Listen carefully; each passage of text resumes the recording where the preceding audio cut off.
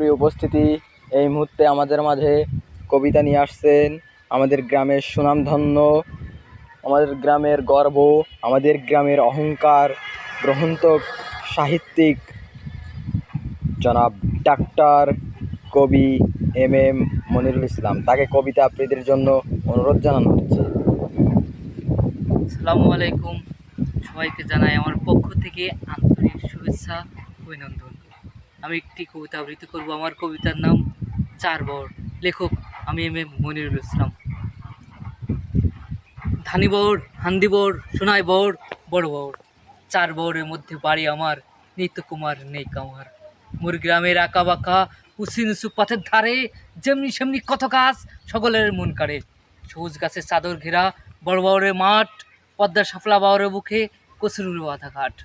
বড় বড় বড় নৌকা যাওয়া যায় একা একা, ধানি বাওয়ারের ধান